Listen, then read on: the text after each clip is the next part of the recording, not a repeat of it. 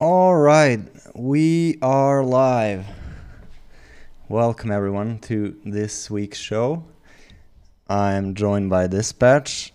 Sweet show. Hey guys. Yeah, I'm still echoing at your end, Dispatch. You need to fix that. For this week, we have another deep dive topic that we're gonna be getting into on probably the second hour of the show, because we have other interesting shit we're gonna cover. We have updates on Unknown Anon, the Pastebin guy who made the Sargon, and Ralph Pastebin, who reported Ralph's Discord and reported Sargon's Patreon. We have a few screenshots of Kevin Logan talking about the swatting, which he presumes was from the Sargon squad. We have Dick Masterson's video talking about our Levantine friends from the Middle East, and as well as the main topic we're gonna cover, which is the actual title of the stream. So politics, the press, and pedos, and all of that ties together. Yeah, I'm not echoing now. Now it's good. Cool. So, welcome, Dispatch. You have anything to address before we get into the topics? I did not this time, but hi. Other than that, no. Yeah, last time Dispatch was Oscar Mike. This time he's not yet been dispatched. He is here with us from his own home with a better mic and no traffic noise in the background. In any case, how are you doing, chat? Let me catch chat for a second. I see someone asking for a link just because it's a little choppy, so I'll get you a link in just a second. VLC link. Yeah, Dispatch is gonna do that. Hello, how's it going? Well, it's going good, Zyklon. Then it's going good, and I think you guys are really gonna like the stuff we have prepared today. It's really interesting. But especially the second part, we want to try and make the show on Saturdays more of a deep dive, more of a going into a specific area, topic, and doing extensive research on it and actually getting some work done. Other than that, our Wednesday streams as well on 6 p.m. Central Time are going to be more relaxed, more talking about, I don't know, just silly people around the internet, like the Sargonites, the Septics, maybe some news articles, a lot more relaxed than our Saturday shows, because on these shows we're gonna focus on something. I'm just gonna well, I think we should jump right into the first topic we have, dispatch, of updates on the unknown Anon guy that we've been talking about the last two shows a little bit. We had confirmation from him that he's actually the one, or the group he is with is actually responsible for people. He's responsible for assembling all the information. Even on cow, he himself, the guy who wrote us, is behind the cow post, the one that David Shidrath fell for, and he's the one that trolled David Shidrath and the others on getting that fake pastebin screenshot. Stream should be going smoothly now. Dispatch told me to turn on low latency. Maybe that's what's giving the issue. I hope not. Nah, it should be fine. I think it's the site that today it's been a little laggy. You've been getting those reports as well? Yeah, I saw them all day from different chats. I was lurking around. I had not seen that tweet, by the way, Zyklon Dan. Unless I'd seen it and just kind of not noticed it. Do you mind posting a link to a link to what? He says that he said that Scrub Gator even liked to tweet that Jared Holt had came out of nowhere to comment on, seemingly like as if he had a Google alert set up, which isn't too unheard of or out of the ordinary. No, he probably does. He even admitted, as we've already shown, the DMs between Jared Holt and our mystery Anon, the unknown Anon. He admitted to him that he has socket accounts in all of our discords, like Ralph's, and probably Randbots, and probably other people's as well. Everyone on the right. So he is monitoring that extensively, as well as getting information from the skeptics. This is the one thing we managed to confirm last time, is that the reason why he told this unknown Anon guy to fuck off with his info is because the skeptics were actually sending him the real screenshots that they got, so he thought unknown Anon was trolling him. Yeah. And Dispatch, do you Which, have... I mean, he was, to be fair, but... Yeah, Dispatch, you got those screenshots at hand from the new updates on unknown Anon? Yeah, I don't. No, I don't have them on hand. I do have them though. Yeah, I have the one on Discord. I'll just share that one. The one about the police. Yeah, I think that's just an interesting thing to note right now. Just kind of give you guys a quick update, see if anyone else hears anything, and leave it at that for now. Yeah, so here's the screenshots is up. The screenshot is up there. You mind going through this? This is more of your expertise. Yeah, so this is just giving a quick update saying that there is potentially some more activity from the police report that I think was with Sargon, right? That's what's most likely. I don't remember what the details were there, and I didn't investigate that one too much because I was more focusing on what our main thing was here. But it does sound like that there's a bunch of, just investigation going on. And so with stuff like that, it's kind of hard to get information out because most of the stuff that will come out will either be locked behind like a court case, or you can't talk about it publicly because it'll be a risk to the investigation. So, it's interesting to note, but I don't know if we'll be able to get too much more out later on. But it does show some, potential activity for this side of things. Yeah, and it's the way I understood it. The guy was talking about the Sargon police investigation, because I'm gonna try and pull up another image here. As far as the first show we did with Dispatch, there was a screenshot of the guy reporting the discords, and I'm gonna try and pull that one up. It has a segment there where he actually talks about sending some information to the city mayor of London, the mayor of London, and the mayor of London responding by, yeah, sorry for not getting back sooner, we are looking into it.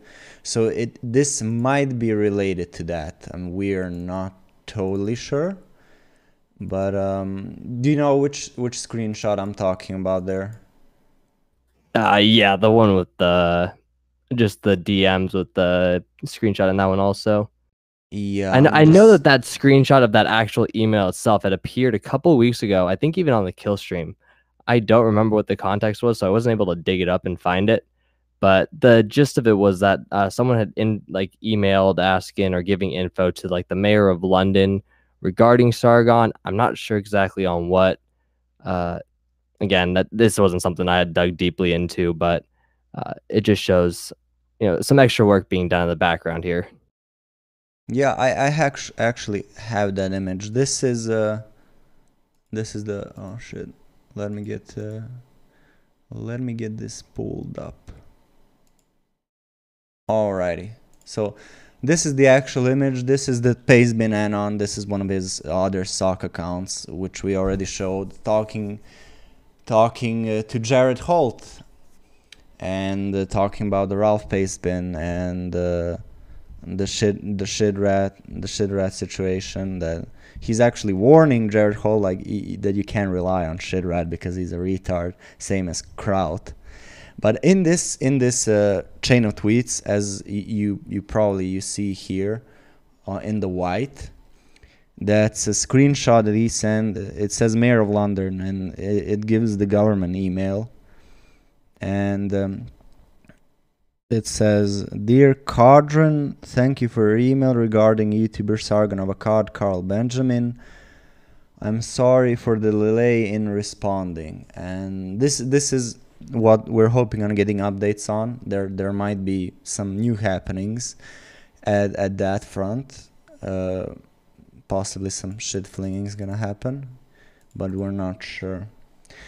And you want to get into the Kevin Logan part, Dispatch, before we move on?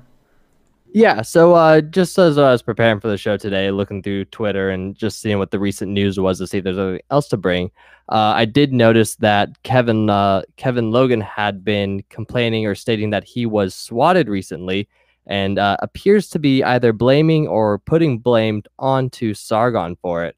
Is tweeting out basically like, "And who would you blame for swatting me?" And I didn't have any confirmation or information on this, but I do believe that you'd reached out. I don't know if you heard back or anything, but it was apparently he got swatted, and he lives in the UK, right? Europe.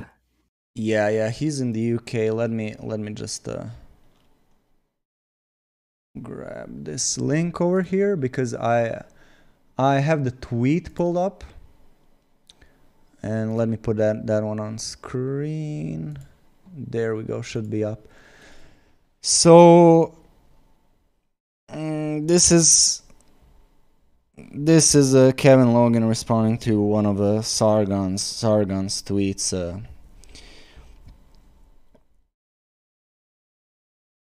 He basically, Sargon is blaming the Spurgrew, and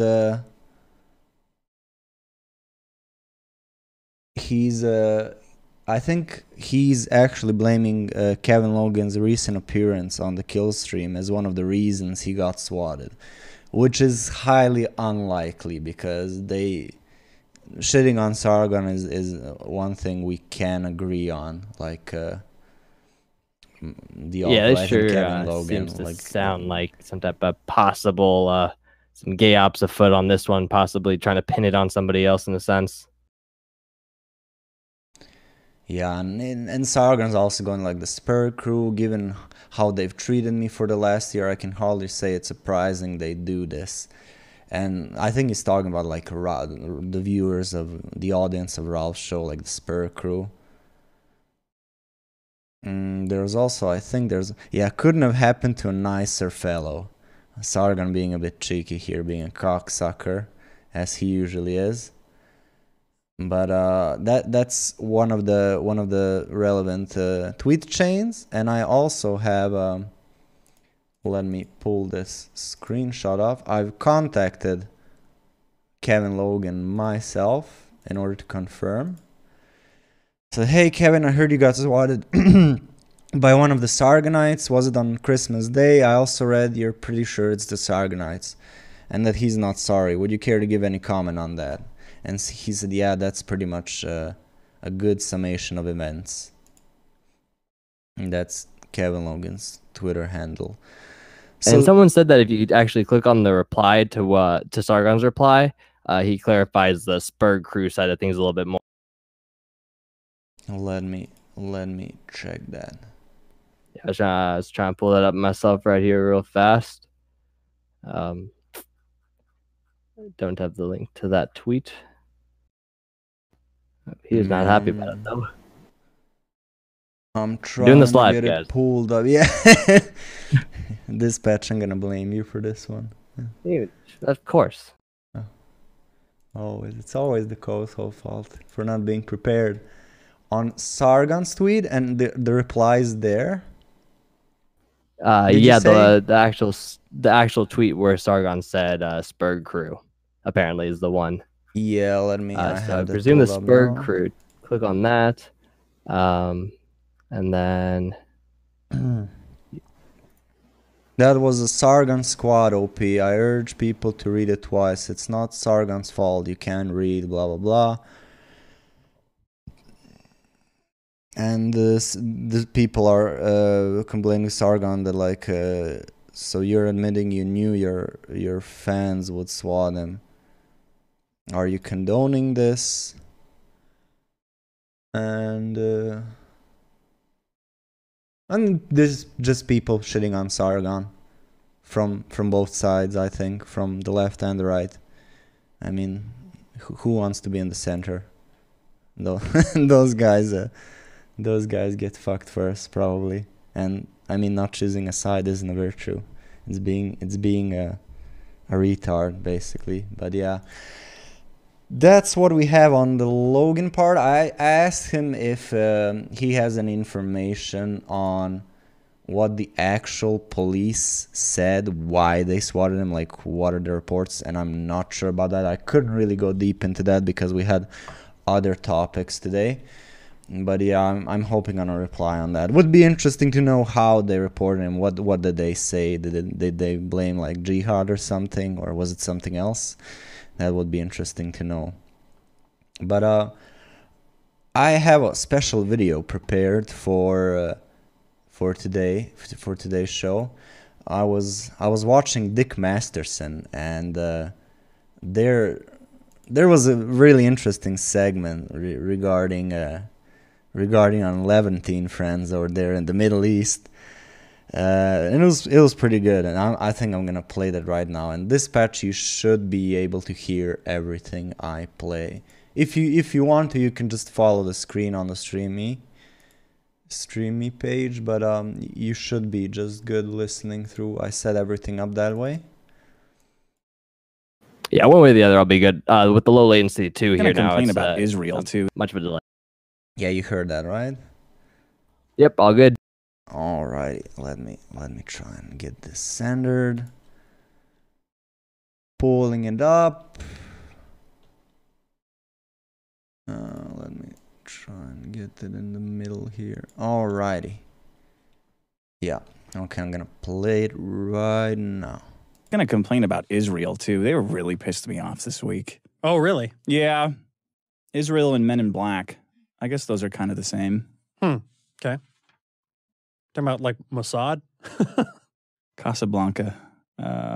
Yeah, Israel has a no boycott Israel contract. A bunch of states have a stipulation in state employees where they are not allowed to boycott Israel to work for the state. Did you hear this? To work for states here?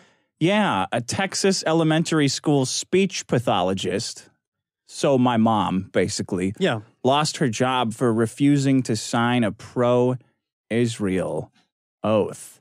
In her contract, it said, in the state contract, it says you're not allowed to boycott anything from Israel. So I looked into it a little bit more.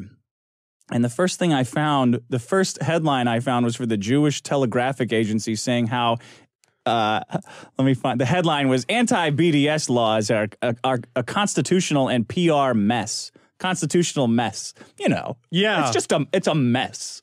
It's a constitutional mess. Well, it's not a very simple answer that says like this is unconstitutional. This is bullshit. Yeah, this is total fuck. It's a mess. Yeah, it's a mess. I mean, it's you know, a mess. all the subtleties and all that. No, it isn't. It's just such a mess. Period. Here's how to make them better. No, false premise. Moo. Yeah, right. We don't want to make them better.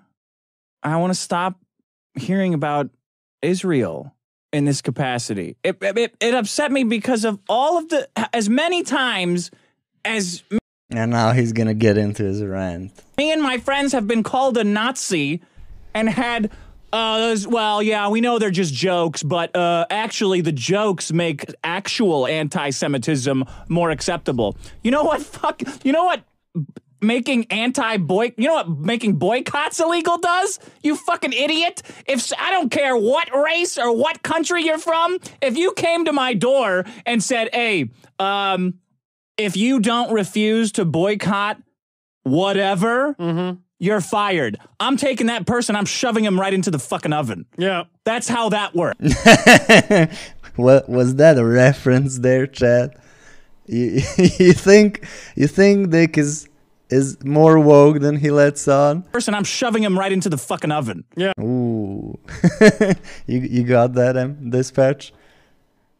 Yeah. It gets even better. I didn't expect this from Dick, but it gets better. That's how that works. That's how that gets better. Yeah. Is it's done. So then I kept going and found that not only do a lot of states have this law, but... Fuck, let me find this. It was enacted in Texas March. The same law blocked some victims of Hurricane Harvey from receiving disaster relief unless they signed a pledge to never participate in a boycott. This is a real Israel. thing. And then the governor of Texas said we stand with Israel. Like, I don't know if they've got that ball that Trump touched was some kind of a brainwashing device that goes around the entire world. But the cocksucking and bending over for Israel over things that you would think are basic American rights is totally fucked. It's insane. I love the country. Loved it there. Loved all the people there. Nothing against it, but Jesus fucking Christ, can't boycott it? Why would I want to? Now I want to. Now I want to know, well, why is this so important it has to be illegal? Because I get the murder laws, I get the rape laws, and now it's illegal for me to boycott it? Well, there must be something pretty satisfying about it then, because those other two would be pretty fucking satisfying if they were legal. You can constitutionally burn the American flag with supposedly no repercussions. Yeah. But if you boycott Israel fired. On a state level. Fired. Yeah. You working for school? Yeah, and I'm boycotting Israel. Right. Well, so what have we established? Fired. Jews run the world. Oi, vey. Oh. Calling them out. Wait, where was this at? This was on YouTube, was it? No, this was on the Dick Show, and it was a 10-minute segment. There's more. I mean, we're only halfway in. But this part really got my attention. When I was listening to it, I was like, ooh there, Dick, you might wanna hold them horses there. Yeah. you might be thinking too much. Yes, to stop noticing, man. You're gonna get yourself in trouble. I mean, this is so fucking amusing. But there's more. We're only 4 minutes in. There's like 6 more minutes, and he goes into a lot of shit. Yeah, that's what it says to me. Yeah, and I don't want to think that or say it, but it's I like, don't well, want to. You guys are making it very fucking hard to defend with this kind of shit. God, man, that's insane. I watched a PragerU video. Maybe it's the time of the year, the king of Israel and such, but I watched a PragerU video where, I shit you not, an ex-general was talking about how important it was for America to invest in Israel. And it had like one of those stupid infographic videos while he's talking. And he's saying it's important to give to Israel because they spend that money on American military technology. And the video playing in the background was money flying out of America to Israel, money flying back, and then tanks and shit flying back over there. I thought, what the fuck? How come anytime a man talks about spending in the Middle East, it sounds like a woman trying to tell me about a sale at Big Lots? Like, oh, well, we've got to give them money because they spend it on the military. You know, we need military over there. It's like, oh, honey, well, I have to buy all this stuff because I have to look beautiful for you. Yeah. Like, I've heard this fucking spiel before.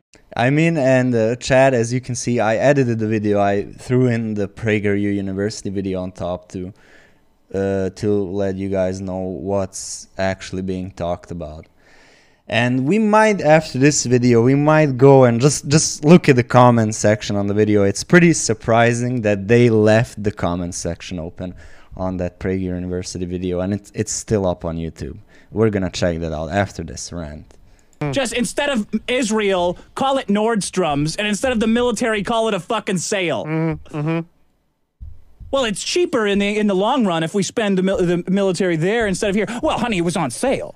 I mean, it was on sale. I'm going to buy this anyway. I had to buy the more expensive one because it was marked down a higher percentage. It was marked down a higher percentage. So really, you're saving money, honey. I had to buy these tanks for Israel because they were on sale. You know, I'm actually giving you money. I've got to look beautiful for you. You know you love it when I feel better about myself. Yeah. So I've got to give money to Israel. Sure. Every single one of them.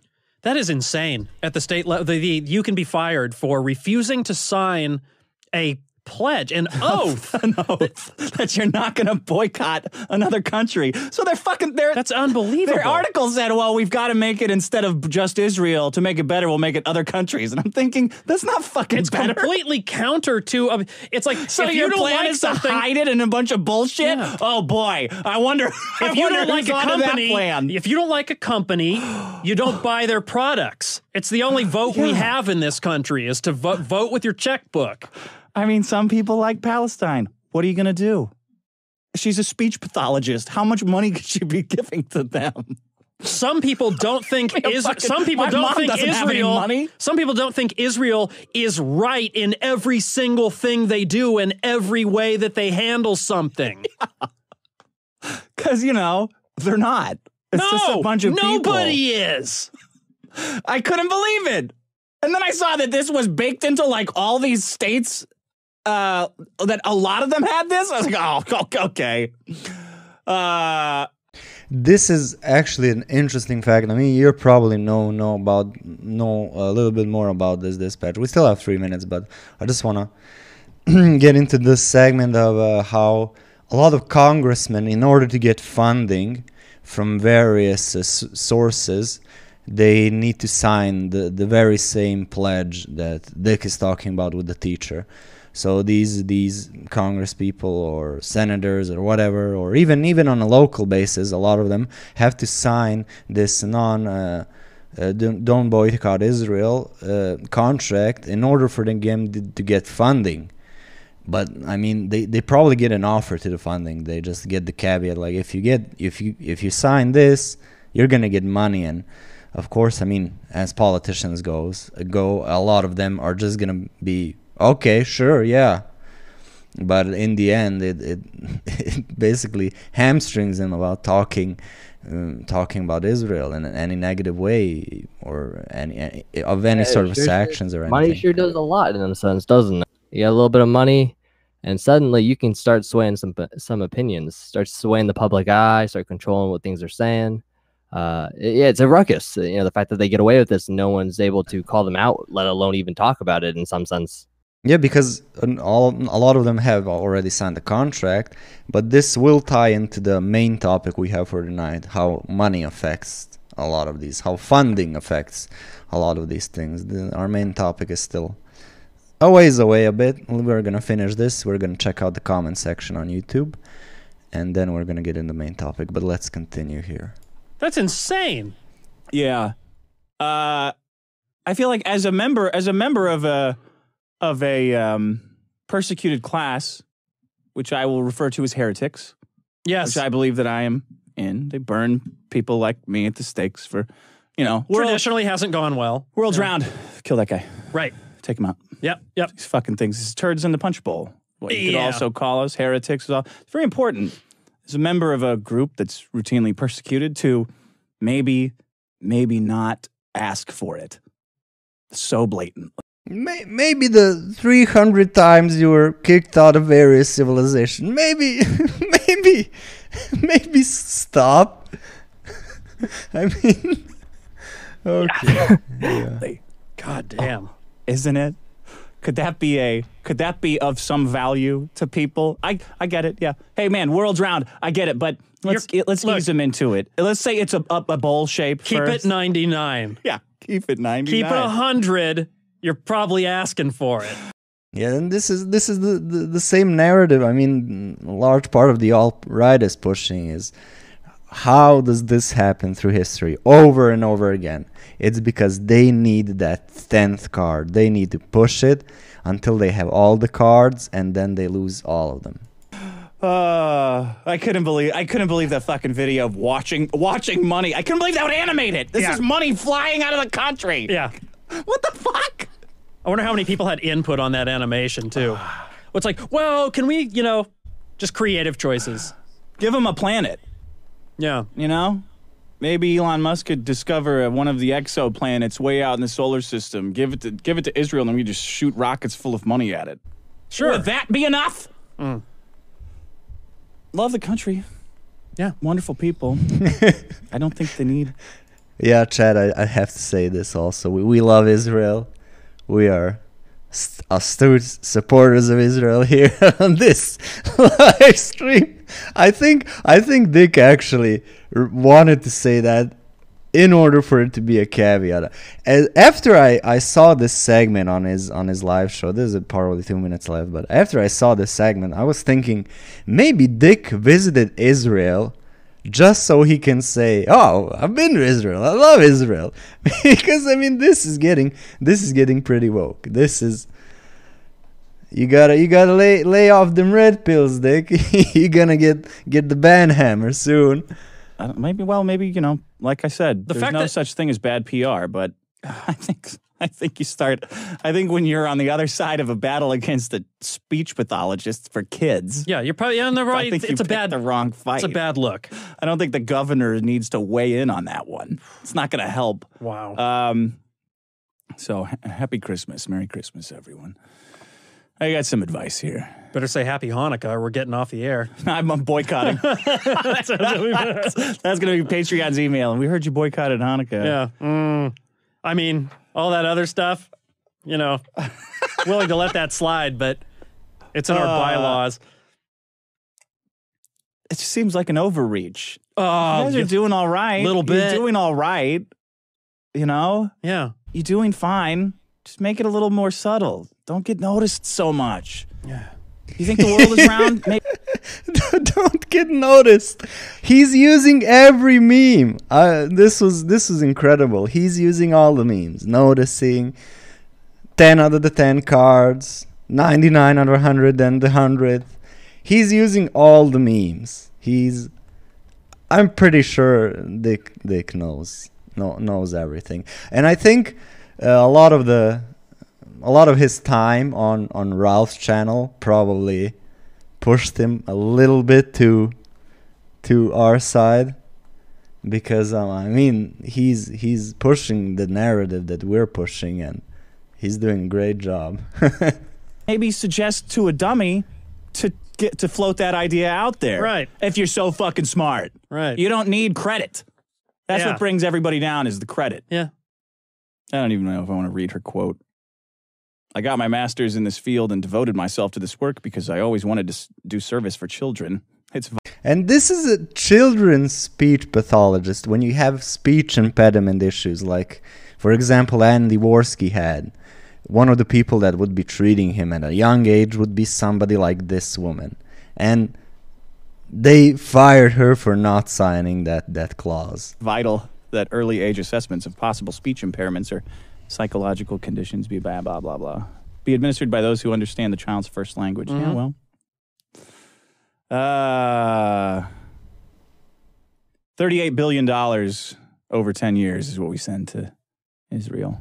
I don't know if you knew that. Dollars. 38 billion over 10 $4 years. billion a year. Yeah. That's enough. All Seems right, like a lot. Just draw. Okay, that's fine. Got the money. Mm-hmm. We can have constitutional rights still, right? Yeah. Nah, we need those too. Well, I mean, the first two rights are pretty important to people. Yeah. Are you sure? Mm-hmm. What if we make it 50 billion over 10 years? Can we have the rights still? No. Mm-hmm. Kind of force in our hands. Maybe I have it all wrong though. What do I know? I just read a couple articles. Yeah. That ending though. Maybe I'm wrong, you know. Maybe just putting that caveat out there, chat. I hoped you like that. There's Dick for ya. Dick is a lord. Dick knows.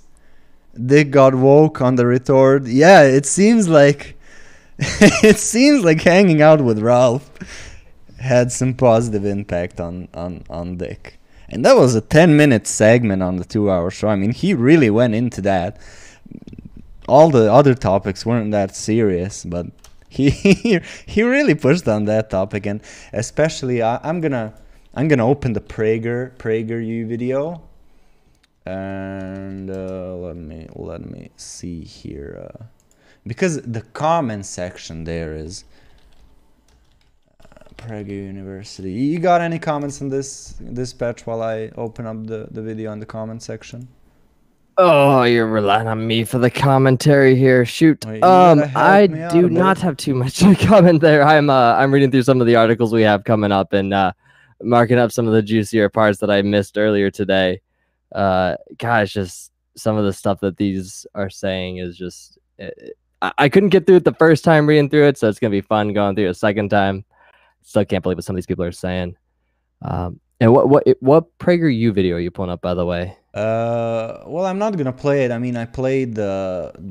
I mean, just for the chat, not the chat, the YouTube chat. I'll give it. Comment section.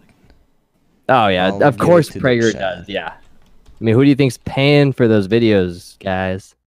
Yeah, I mean, it's basically, it looks like a sponsored video, but I'm just gonna. There's the link, chat, but here's the comment section for you. And the comment section, I mean, first of all, the fact that it has 12,000 likes to 11,000 dislikes. I mean, even the ratings are on, guys. But Squats Love TV, wokest comment section, nice Zionist propaganda. The video alone makes me want to boycott Israel. Prager, are you kidding me? Sponsored by Israel. Open borders for Israel. And by the way, motherfuckers, Israel is the biggest state, terrorist state ever. They are the real enemy. Remember the USS Liberty. I mean, the balls, they left the comment section open.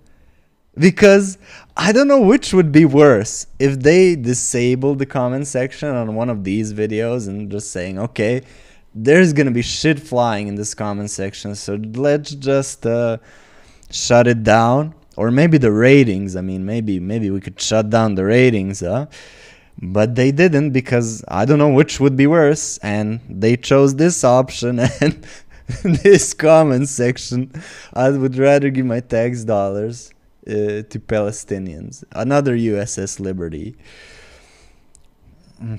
Anyway, here's Ryan Darson. Prager is taking the American Enterprise Institute money. AEI should be renamed to Israel Enterprise Institute. No, I have no idea about that, but there you go, from the horse's mouth, Ryan Dawson himself. And the wokest comment section, god damn it, chat, like that shit was pretty heavy. Did I just see a Dick Show thing? Yeah, that was an excerpt from from one of Dick's shows. I think it was the most recent one, or the one before that. He talked about Israel, and I hope you like that, chat. That was I love that Dick rant, and that comment section. I mean, it can't get any better.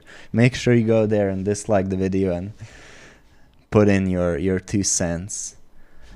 But I'm getting dry here, Dispatch, and we're gonna be moving on to our next topic. All right, and this is where your expertise. Yeah, this is where your expertise, because Dispatch did a lot of good work on this. He basically put up our show prep together for the second part, while another person provided us with the research. We assembled everything for in the show notes, and Dispatch titled it all nicely. So it's gonna be a good segment, some good times, chat, and it relates to it relates to a couple of things, but the main meat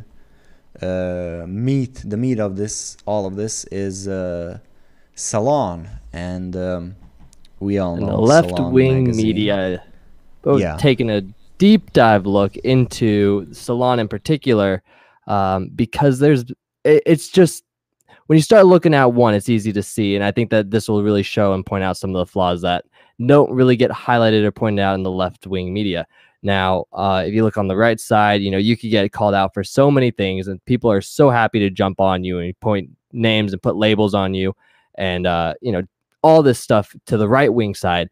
But we don't ever really see the same done to the left. You don't ever get these good hard hits at the left, and this is something I think that everyone's going to universally disavow, universally dislike, but I think needs to be brought out into the open, because people need to be talking about what these people are doing, what they're pushing, who's pushing it in particular, and their ties around. Because left-wing media in general, a lot of these the ones you see online, are not profitable. They don't run these in order to make a profit. They're not doing really well. They're usually running in a deficit. So we're going to hop into the financial side of things. We're going to hop into the image of what the left wing tries to portray, and some of the articles that are being put out. Before we go into the financing, there's the actual focus of our show today around this topic is pedophilia, and the narrative around pedophilia, and how especially Salon has been pushing this narrative of pro-pedophilia, acceptance and pathetics, degeneracy. And we have actually, it's not only evidence. I mean, there's self-admitted articles which we're gonna be going through now. But Dispatch, you let me know what you want me to pull up. I have the show notes in front of me. And, let's go ahead and start off with. Do you have the Google Doc Excel open right now? Because I added some stuff to that as we were going through. So I added underneath Judas with the Wikipedia page, there's an Imgur link. If you just open that Imgur link, it's on row 5. Oh yeah, the fourth one right here. Yeah. So I'm gonna lead in talking about this individual, Judith Levine. There you go, chat. So Judith Levine is someone who is arguing for weakening U.S. laws governing the possession of child pornography, in addition to what classifies as statutory rape. This person is a self-identified feminist in this sense, and they also happen to be a writer for Salon. So if you go and pull up the first Imgur link from the Salon's website, you can see that on their website, she's listed there. She's got articles. She's written, I think, 4 books on different things. Uniquely enough, on her page on Salon's website, this I took the screenshot today, and that is not listing the article that we are going to be looking at. But the article we're going to take a look at right now is from Counterpunch. So you can go ahead and go there. I have this marked up on my side, so I'm just going to go ahead and read off the quotes from my side, and I'll link to you guys in the chat later on the actual Excel document, so you guys can go through and look at some of these sources if you ever want to, throw them at people. The main thing I'm going to show is I'm going to go down the article and just read off my highlighting quotes. So I don't mean to prosecute them. Yeah. The background here is a couple football players arrested for sexual misconduct, and the main thing here being someone who's trying to stick a finger in someone else's ass. Not something you usually see going on in the casual locker room play.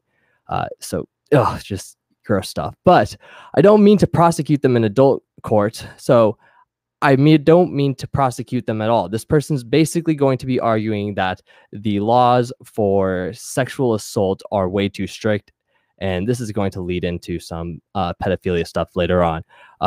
They're arguing that it's more life-crushing than even being punched, kicked, groped, or subjected to an unwanted finger inching into your anus, because those are all equal things right there.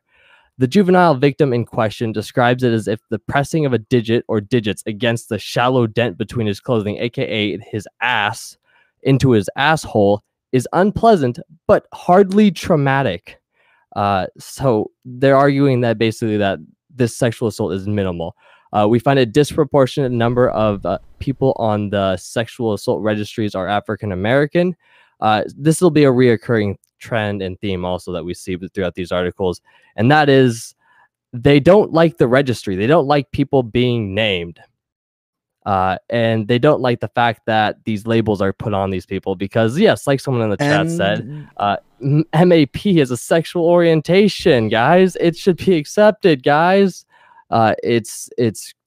They're just pushing for the acceptance of this shit. And they're arguing against these registries because the people that are registered suffer repercussions. I mean, as far as the beginning of the article, like they said that they should be disciplined by the school, maybe kicked off the team, but not registered in the sex offender registry that lasts up to for 15 years in New Jersey. So they're basically arguing these people shouldn't have any real repercussions. I mean, getting kicked off the team for trying to imagine if this was like a girl that had happened and they said they shouldn't be sentenced into prison. No, the school should just handle this on their own. The school should take care of the sexual assault that happened, not the cops. This seems to be something that flies right against their face, but just because it's guys in the locker room, they're willing to look past. And the other interesting thing I noted was non-consensual penetration of any orifice constitutes aggravated sexual assault. In fact, the depth of insertion is not relevant as to the question of commissions of the crime. I mean, so they're basically arguing. I mean, how deep did it go? It matters, right? I mean, did it go all the way in or just the tip, guys? Why are they questioning this shit? I think that just this is the result of degeneracy just compounding over the last couple of years. And of course, this has a very slanted, white guilt side thing where they're trying to make you feel like black and brown kids are the ones who are affected more by this. Even though they disproportionately. Why? Why? But why is that? But did they not commit the crime? Above that, they find they find something like 2/3 of the people are white. Yet African Americans are still disproportionately represented. So really trying to spin this into an argument there. They say a black person's odds of being subject to being required onto a registry ranges from 1 time to 14 times that of a white person, but the average is 1.9 times. So they're basically saying that there's such a wide range. It doesn't even matter, but the average is not that much more than a white person, even though there's about, something like 2/3 of them are white. So they're trying to put a spin on something that doesn't even have the side that they wanted. So of course you can't just have one argument in these type of articles. Going beyond that, 22%, they're basically double the more chances of the person being African American, because they're like 22% compared to 13. of the population that they comprise of. Yeah. And so I'm just going to skip through the rest of this too. I think the basics, their conclusion of this article is the sex offender regime is cruel and unusual punishment. Yes, if you are a sexual assault, if you commit a sexual assault, the results for your actions are too great. You shouldn't have to do that. It's insanity what they're trying to push for here. Yet on the same side, arguing the complete opposite points for feminism in a sense. So I don't see how this doesn't fly in the face of their own arguments. For those teenagers whose quote unquote sex crimes were to grab ass and maybe stick a finger up that ass, it's just it's gross. This shit's gross. Can't say it another way. And this is a person who Salon is advocating for on their website, who is one of their journalists there. It's just one of many we see that. And this Salon is only no problem. Yeah. And this is only the first article we have. There's many more authors of articles and many more articles. Todd Nickerson we will be going into. Yeah, we will be going into Todd Nickerson. But you want me to open David up?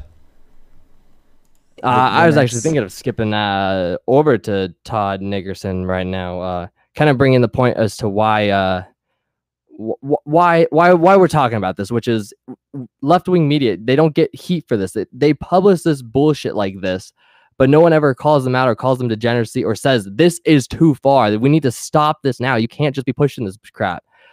So if you want to go ahead and pull up the first Todd Nickerson article, I'm going to read a little bit of background about Todd Nickerson. Pulled up the one from September 21, the first edition.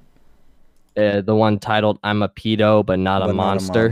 Yeah, I'm gonna pull that one up. The ethical or the good pedophiles, guys. And these are the good ones. They exist. When they published this article, the interesting thing is this is one of the only ones, the only two ones, because it's actually published by self-admitted pedophiles that are deleted.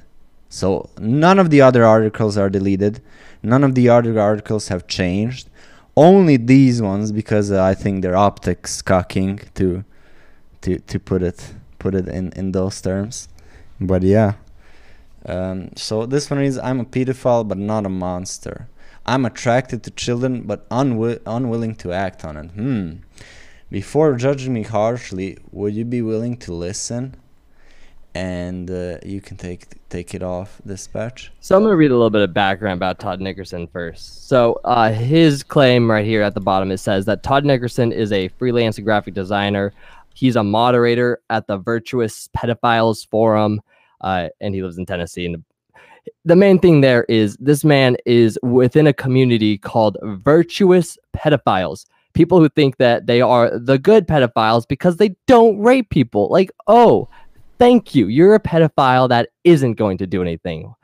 Wow. It's not a choice, guys, but for those who it is a choice, it is.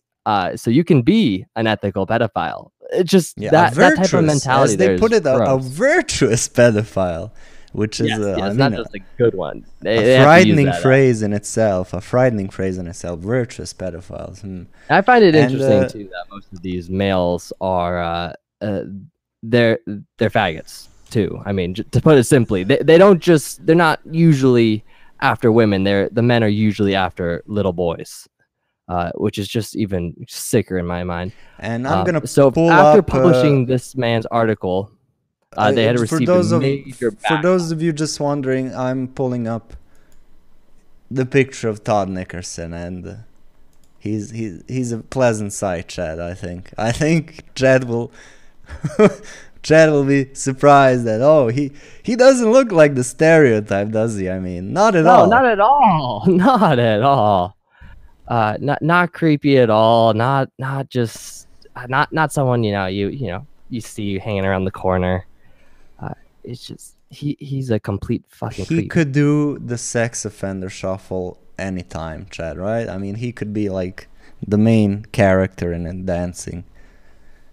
And so he approaches Salon with this narrative that he is an ethical pedophile, and he wants to write an article on it and basically be put out that not all pedophiles are bad. And Salon is basically like, yeah, sure, that sounds like a great idea. Let's do that. So they put out this article that he writes, and afterwards they get a ton of backlash for it.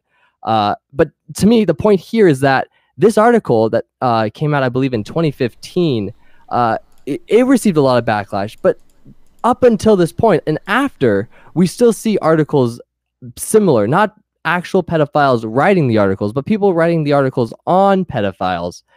And no one mentions those. They don't get much attention. They don't really see anything. No one's actually saying, yo, Salon, what the fuck? Why are you posting this? It's just this one man is the only one who actually got any attention off of this, despite them doing this for years, decade almost. So if you have that article pulled up. The next one, the September 30th? Either one. We can go through either one. I was going to go through the I'm a pedophile but not a monster. Yeah, I have that. There's a lot that just says it just basically goes through and details how he thinks he is quote unquote better than the average pedophile, describes the group of the virtuous pedophiles, and why your opinion of pedophiles is wrong and why you should rethink this whole thing. So it's really just it tugs on your heartstrings. It tries to play this sympathy angle on you. If you read past that bullshit and basically don't read the first paragraph about all that bullshit, you see that this man is just basically someone who has degenerate urges, who has apparently decided that it is a choice and he's not going to act on them. Yet we'll see later on that people are going to argue it's not a choice. They were born that way. Not that we know of, because we're going to get into some other people that also didn't make the choice up until they were caught. But yeah, back to you, Dispatch. Well, I have which segment you just tell me which segment you want me to highlight, and I'll be there. We can go off of, I was gonna go down to ultimate cause. So in this section kind of talks about it's actually titled ultimate cause. Oh, okay. Yeah. This is just, I think, is an interesting section because I'm above the party that believes that being raped as a kid is one of the leading factors that leads to you being an abusive person later on. So he's trying to argue some ethical angle here where maybe if we just help these people before they turn into pedophiles, we can fix the problem without really wanting to change the fact that what he is and what he's his urges are just complete degeneracy. He doesn't want to be responsible for his urges or be called gross, or he doesn't want to take that label on. Yet, despite it is the fact that this is gross shit. There's nothing around that. It's just it, and he has this article is huge too. He's trying to make himself sound better by playing the virtuous angle, and I'm not gonna buy that shit. I'm not gonna say that this is a virtuous man. I'm not saying this man is so brave for not raping children. Oh, I feel so bad for you. It's not that. I think that this is fucked up situation. Yeah, so and this man. He's portraying himself and his fellow pedophiles as the victims, like when he says at the bottom of the article. They're trying to play it as a hero in a sense by playing this virtuous, and then play it as a victim later on.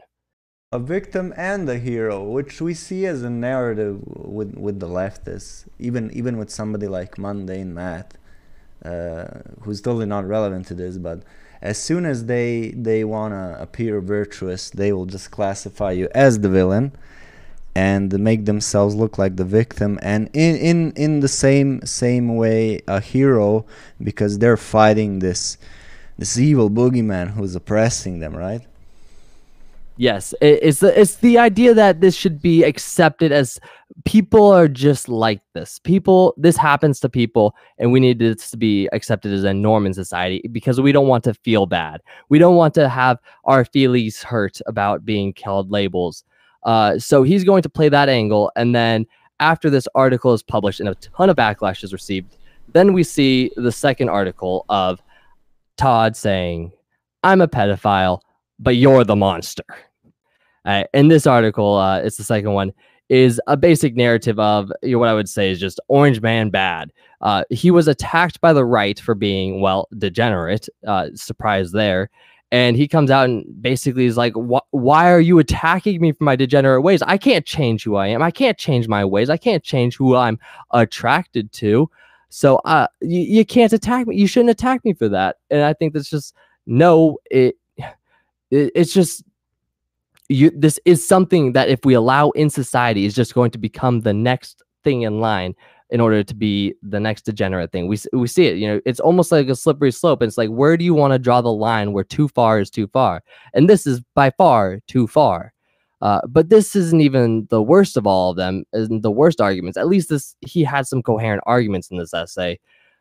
We'll see on some of these other articles that Salon pushes that they just completely look the other way on some facts in order to make their narrative sound correct. And especially where the scary part here is he said the vast majority of responses he got from the first article he wrote were positive, which is frightening. Around 95% of them have been thoughtful and respectful. But the interesting part here to note is that interestingly, perhaps 70% of these have been from women. So 70% of the 95% of 95% of the positive comments was from women. And I'm gonna go ahead and take a gander over here and take a guess that maybe some of these more negative comments were coming from what he would say was men. Probably, and not only that, but it gives a clear show about like the biology behind this, that women will just tend to sympathize with the group that's victimizing itself. Like they just empathize with any group that victimizes itself, even when it's something when as they're creating victims in this sense. They are straight up, they are the people who are the cause of the same problem that they're suffering from in a sense. And these people are trying to act like they're the victims in this whole situation and that you should feel bad for them. No, these are the people that need to be gassed in society. And it's just a problem that just gets worse and worse, and normalizing it and accepting it only creates more problems. I think treating this problem isn't the right way to go about it. I mean, there's a reason why they're only a small percentage of society, and that's because the moral outrage in society has always been strong against molesters and child groomers. Even in ancient societies, I mean, the age difference then, all right, you lived until you're 35, so things were a bit different. You'd marry more young, blah, blah, blah. Okay, we know all about that. But anyone who was actually a pedophile, like abusing small children, would be considered, even in the medieval ages, as someone as like a heretic. And the moral outrage would have been tough on these people. But and there's a underlying story that's repeated through all of these articles, that most of these people have been abused themselves, and rather than trying to prevent that, they're trying to normalize what have happened to them. In fact, they're trying to argue against the systems put in place to prevent child abuse. They're arguing against Megan's Law. They're arguing against these laws. They're arguing against the enforcements of these things. They're against their own prevention, but also at the same time are trying to say, well, this should be normalized. You should accept this.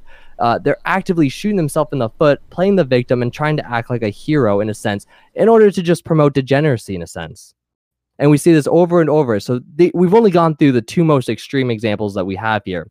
But if we go through some of the other essays, or not essays, the other articles we have from Salon that are now written on pedophiles, we'll start seeing how their trends are continuing throughout the years, from 2002, 2012, 2015, 13. We see year after year, we're getting these articles pushed out promoting this type of degeneracy, trying to make it so that it's more normalized in a sense, in order to allow them to not be hurt in a sense. But all I see it doing is making more of an issue for society. Yeah, and let's go into David from Minor Report. I'm gonna open up that article now. So this is one of the articles that wasn't pulled because only two of them were. And yeah, the rest of these articles are still online on their website. They have no shame in promoting these. Not to mention they still have the tweets up promoting the other. Co-signed with that blue check, everybody. Yeah.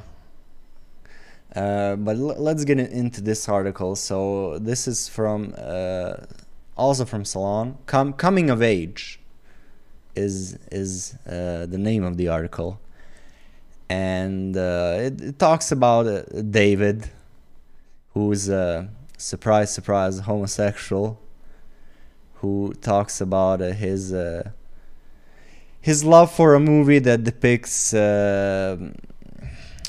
grown men having relationships with young boys. And this is where 42. I think it's worth noting that, so beyond just promoting it as, you should accept these people, they also glorify it in a sense. This article's tagline is, sex between teenage boys and older men is not always coercive, and in fact it can sometimes be more ecstatic than traumatic. Like, they are actively glorifying a pedophilic relationship in this article. That to me says it all. They're not afraid to say pedophilia is okay. They're not afraid to say pedophiles shouldn't be, treated so harshly. But they're also going to go all the way to the point of saying this can actually be a good thing. This to me is the whole Milo argument again. The thing that destroyed his career. You can't just say that this. Oh, I had a good time. Yeah, how he said it. How he said it. Oh, I had a good time. That's what Milo said.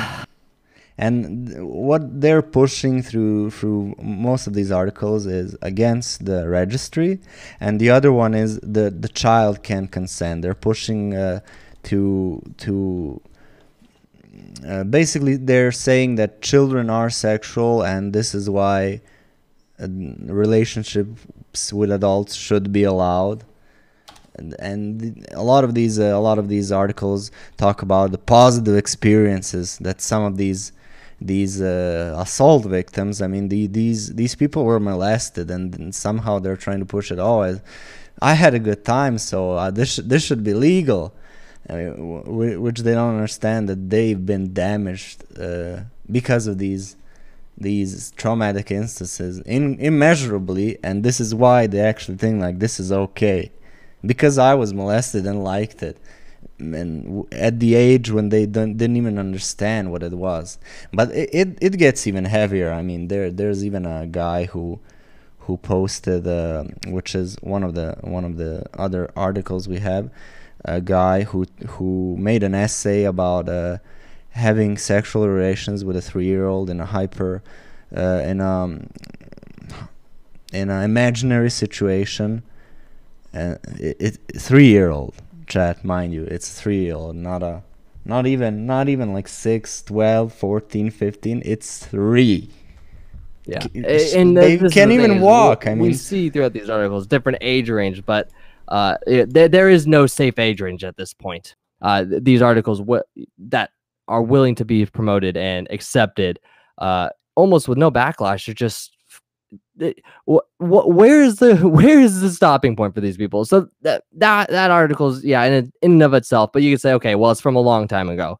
All right, well, okay, we'll move on to a different article. So go ahead and pull up the next one from Tracy.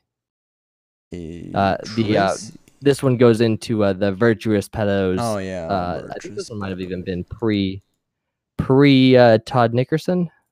I'll check the dates. Yeah, they are. It also talks about the virtuous pedos, and let me pull that up for chat here. September 1st. This one was posted on. Meet pedophiles who mean well, and this is okay. Yeah, this is 3 articles before Todd Nickerson. Yeah, 3 years before Todd Nickerson. This talks again about the virtuous pedophiles, the ones that Todd Nickerson was pushing in later, and this organization is we don't choose to be attracted to children, but we can't like get away with it, and they're basically advocating for not only acceptance, but they're like a pedo support group, where they organize. And this goes interestingly into what we already know from these types of groups in the past, is where these people meet up, things get shared. And when I say things, I mean child porn. A lot of like forums and a lot of places where pedophiles just come to hang out with each other start turning into sites that share child porn, where they share child porn between each other, especially if they manage to make a community, especially if they manage to make a trusting community where they can meet each other IRL, which is the easiest way of them going under the radar, is if they share their data with somebody they already know and meet. And this is how a lot of the CP gets circulated between these circles, is when these people meet with each other IRL. And this is why these groups, I would strongly advocate against having anything to do with these people, or any kind of group they make. I think should be not only eavesdropped on, but somebody needs to be there undercover, because these people behind closed doors, we know what happens, and this is never a good option. But he's a co-founder. So this article put out, Devin is the co-founder of the new organization for men like himself, Virtuous Pedophiles, and he used an alias. I mean, if he's so virtuous, why wouldn't he go full bore with it? I mean, there's no problem in this, right? Yeah, I don't rape anybody, guys. I'm a good pedophile. I'm an honorable one. And so, yeah, again, this is just continuing the narrative that Salon has no problem with these guys or girls. Yet again, the narrative is repeated. David, who was himself sexually abused as a child, similarly explains his ability to resist his desires. So again, we see somebody who was abused turning into the very thing, because he was damaged as a child. And almost all of these articles that have people who push these pro-acceptance or pro-pedophile stuff were themselves abused. Like I don't know if we have even one article from Salon that doesn't have somebody who was abused and then advocating for acceptance. Sunset, are you asking for the sources on us or the sources from someone in chat? But going on, I also didn't read too far into this article. I don't know if you did. I did the father one, better one. Let me just check. That one just plays hand in hand more with Todd Nickerson, as far as thank you, Acidic. Plays well with the fact that that was like a precursor 3 years early to Todd Nickerson coming out as a virtuous pedophile. I guess, a couple of years later, he finally thought that, maybe now is the time where society is going to be more accepting of my controversial ways and see me as a hero for not raping people. Like, good for you, Todd. Not the hero I want to be. Not what I want to fucking identify as. This is why all of this has isn't only like detrimental to society, but you see that these people are hiding in the woodworks, waiting for society to open any sort of crevice or door that they could just seep in through and say, okay, we're here now, we're in public, and we're no longer ashamed of who we are and what we think. And the next article is plays into how they try to portray these how they try these people. To shift and twist the story to make it fit the narrative that they want the public to think. So go exactly, ahead, lo and behold, the stereotypical priest pedophile.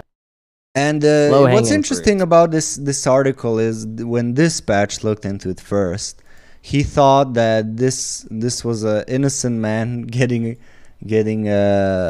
because that's how they try to portray it in this article. And we'll post all of the evidence and the links later on, so anyone who wants to can check this out. But So Father on, and how they portrayed it as if he did nothing wrong, and he was charged, and well, the way I'll put it, let me say how I had read this story, because I think this is interesting, because I actually fell for the bullshit in this article when I quickly skimmed through it, which was this was portrayed as a priest who was at a swimming day for I guess his local church, and he was taking a group photo, and one of the kids had just been changing into swim trunks or something, and I guess when he was changing that during that photo, he had snapped one of their asses out, and it wasn't a photo that he developed, is what they said. Yeah, and but so when Metokurist went through and read it, he got a different conclusion. I went in a little bit of detail because the ending of it is particularly interesting. So they want to portray it, oh, this guy just, it was one picture and it was in the changing room, and you can get the idea of maybe they were celebrating, maybe you know, maybe it was just an accidental picture, and then one of the boys was changing and slipped and this guy got fucked. But no, and like, here's where the interesting got child porn now, but no. And here's where it gets interesting. So they've tried to compare him and say, like, he's not like one of those Boston priests who was accused of molesting up to 130 victims while the church looked away. No, he never molested anyone, never touched a single boy. His addiction, as he calls it, was to you can't read that word. Voyeurism. Okay, just watching. Yeah, and so the conviction he received was for taking pictures of a partly dressed 10-year-old boy in the YMCA locker room. I mean, it could have been an accident, right? But there's a place in this article, let me just find it, where he actually goes into more detail.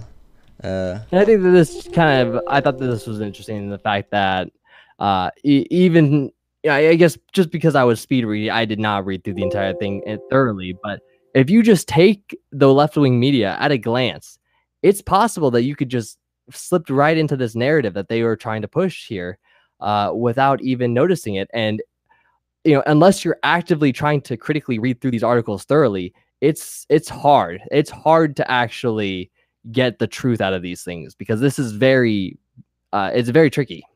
And the guilt by the lie by omission is what I found the most deceptive. Yeah, and he calls out. Okay, I found the part. The part which is, and we will be getting into the narrative of what led to this and why is this, because I see a lot of you guys saying it in chat. I'm trying to find a part where he actually admits that he has other pictures of young boys, to which he how did he put it? I think I could search that word and find it. I believe you'd said to me that he admitted that he was. There we go. Yeah.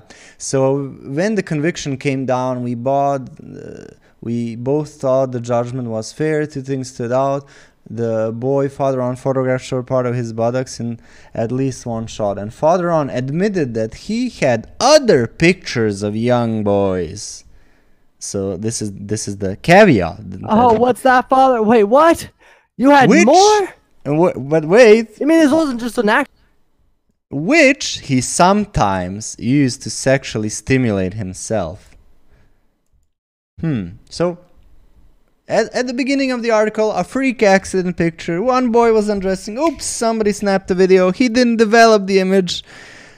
But it happened, right? Oh, but there's more. Father here admitted he had pictures of other young boys. And not only that, he admits that he uses these pictures to get himself off. Yep. And the articles they push here are just, they patently just shove it out in your face and try and make it so that you feel bad for these people and what they've done, despite the fact that their actions, they only give you one small paragraph here, but they'll spend paragraphs telling you about how great of a guy and how much he's done for the community. But it don't matter, because this man is secretly fucking getting your kids nude and taking pictures of them so he can fucking jack off later on to the thought of it. Fucking degeneracy there. And the next article is also one that I've really found interesting, because it plays into their narrative of pedo acceptance. Of they never did anything wrong, guys. I mean, come on. They've never been convicted of a crime. Why are you looking down upon them? I mean, they're just people with a disorder, and we need to accept them. They're just another guy, right? in the society. Although this one did not sneak past me. Oh yeah, catch this one. Yeah, and this article really plays into the part where it talks about not getting convicted and of pedo acceptance, and this is where we get in the narrative of why all of this is terribly wrong, because some people slip under the radar. A lot of them do. I mean, you're talking about having relationship with children who are easy to manipulate. I mean, they're like sponges. Anything you say, they'll take either for granted, and they look to adults as people who are there either to protect them or truthful people. I mean, kids are really bad either at lying or even just understanding these concepts, especially young children that pedos prey upon. But this article talks about one of those pedos that got caught, and he blames the system. So he doesn't just blame the system for getting caught, but he blames the system for ruining his life in a sense, because what did he want to do exactly, Metokurist? What was he trying? How did he get caught? Do tell me. Well, he had all-American looks with a fresh face, delicate blonde hair, cheerful, and intellectually curious. He was interested in topics like computer programming, machine learning.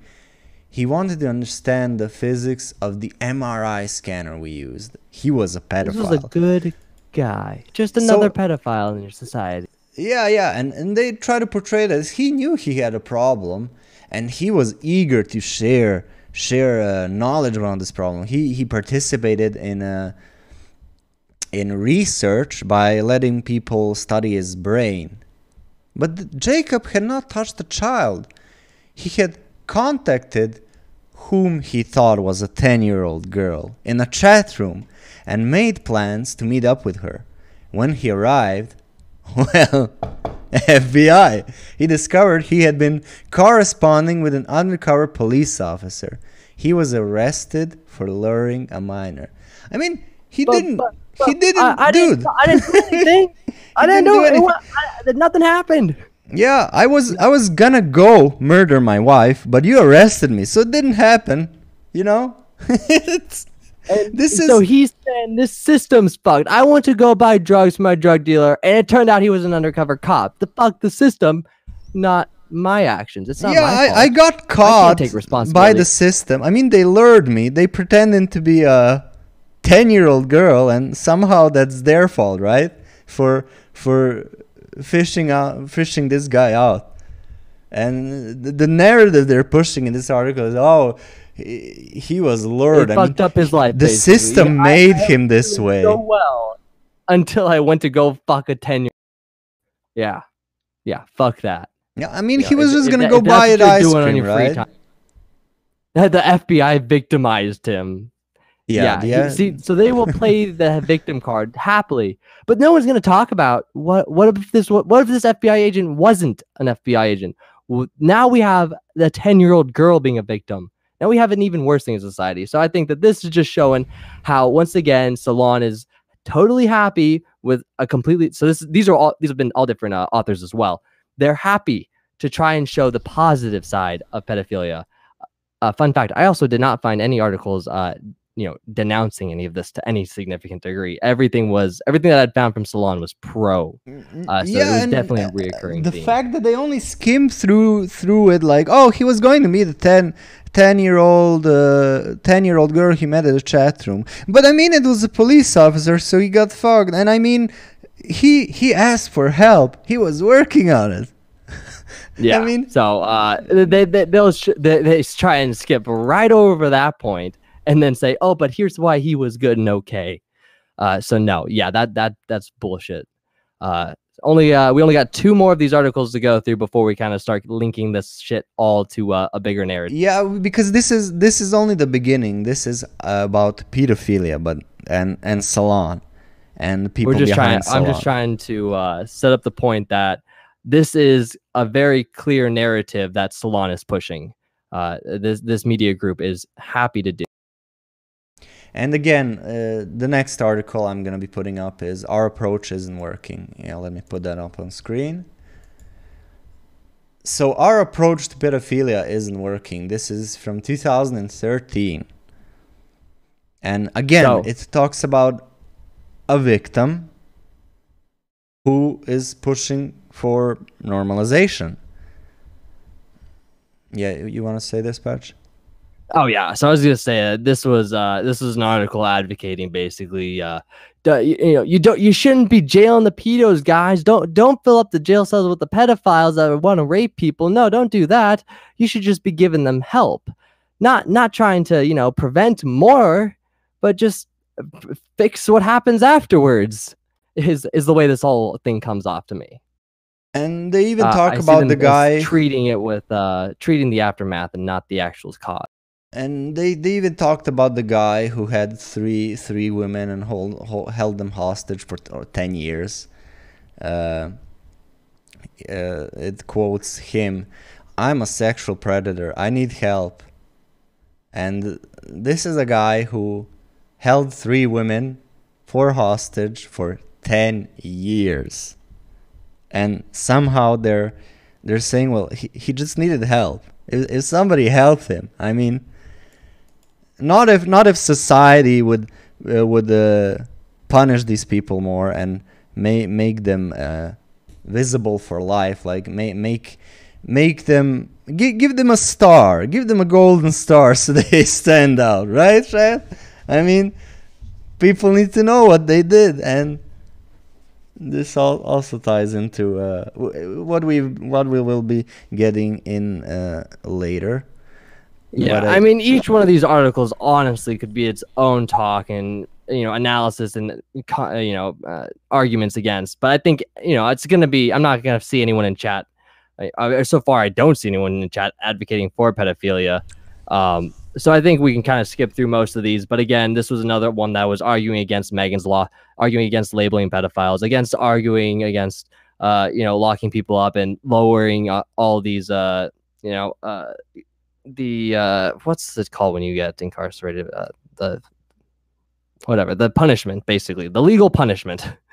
So when they get sentenced, they thank you. Yeah.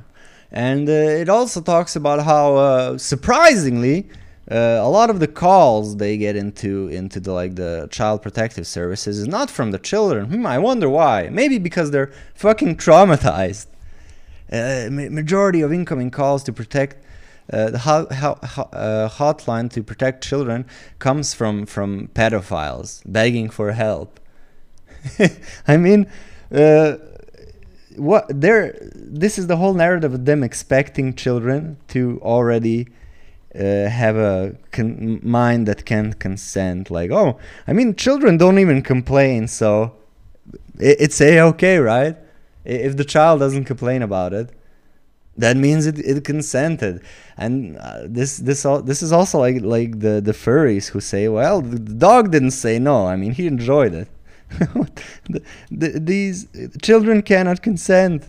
This is why they're kids. This is why they can't drink, go in the military, drive a car. They lack the comprehensive skills to address these issues.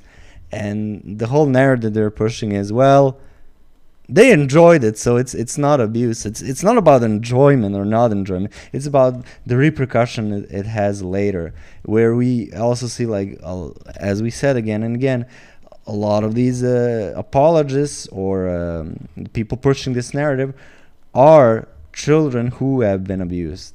And exactly, it is the Milo argument. All of these articles basically echo some variation of the Milo argument, because these people themselves, they look back at it in a different way, but they don't see the effects and all of what happens here. I think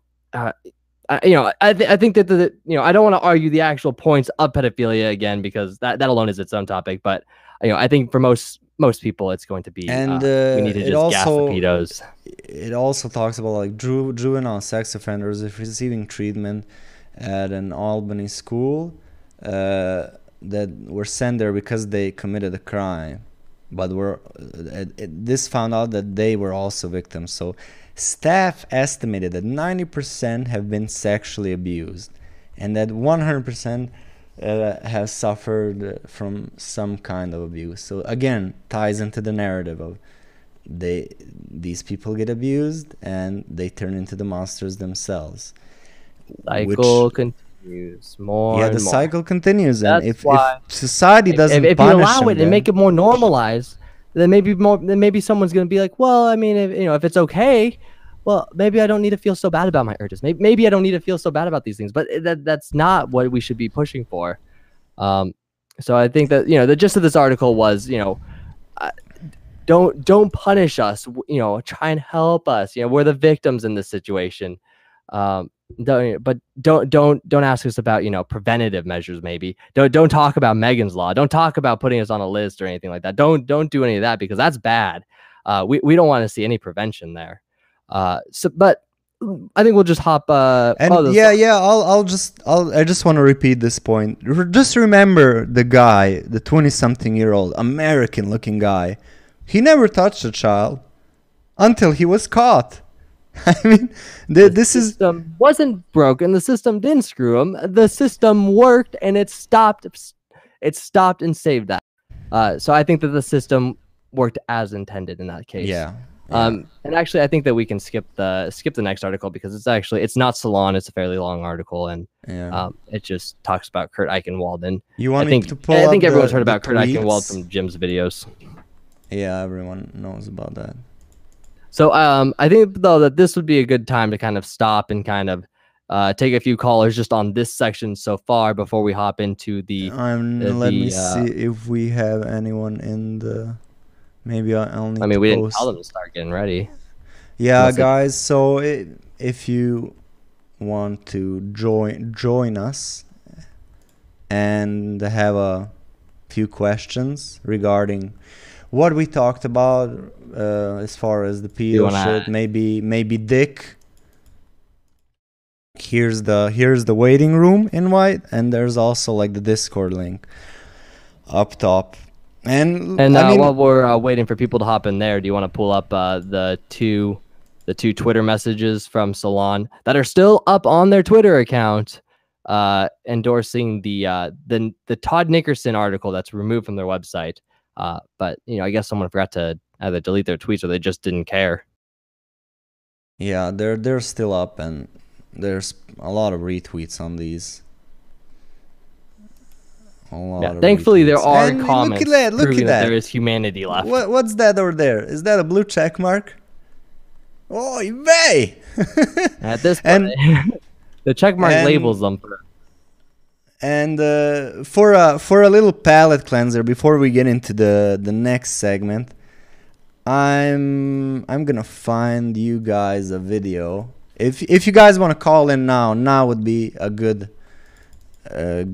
time to call before we get into the next segment. If you guys have any opinions on Dick or on Salon as far as the pedo shit now.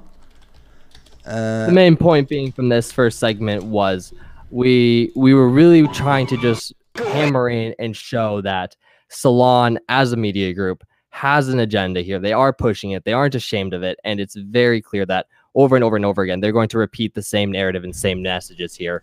And yes, I'm aware that, yes, what did I expect from Salon? But that's exactly the point here, is this is their narrative. Yeah, so while you guys figure Discord out, or if nobody wants to call, fine, I'll just put this palette cleanser up 30 seconds. Boy, never forget, 6 trillion of the chosen peoples were killed by Aryan monsters such as yourself.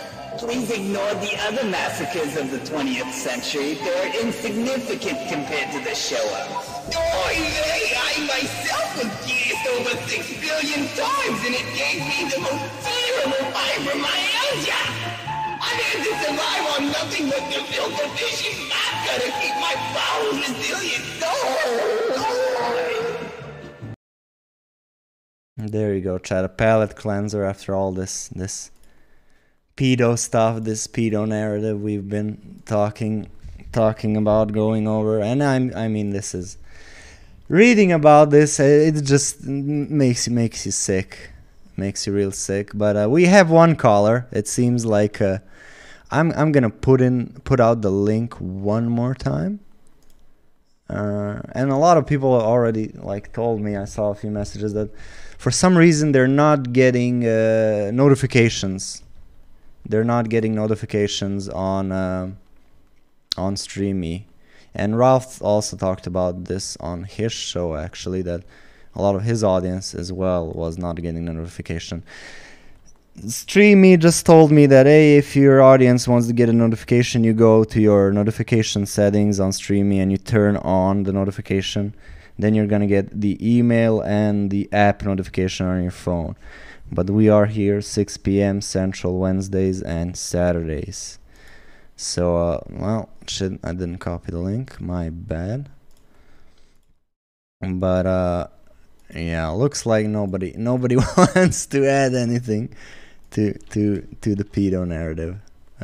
No one coming in to defend the pedos? Yeah, do we have Zoom, anyone who's Zoom, pro? you out there? Zoom and Josh were at it yesterday talking about pedo shit. Yeah. And I wouldn't go against Zoom that much. I mean, sure, everything around him that exists, but he gets people riled up. Oh, he made for a great show. But I can still laugh at him. Yeah, he gets people riled up real nice. People are mentioning lolberts. I'm gonna do a poll in chat to see if you guys are accept pedos. Yes, no, gas. And there's gonna be 1 minute on this poll. All right, well, that 1 minute poll, well, maybe I shouldn't leave you during the poll. I was gonna get some water. Oh, you can go get water. I'll interact with chat a little bit for the next minute. Yeah, I think I can handle it. In any case, chat, I hope everyone chooses option 3. I put in my vote there. Oh, we have 2 votes in yes. No, 3 votes. We have three pro pedo acceptance people watching.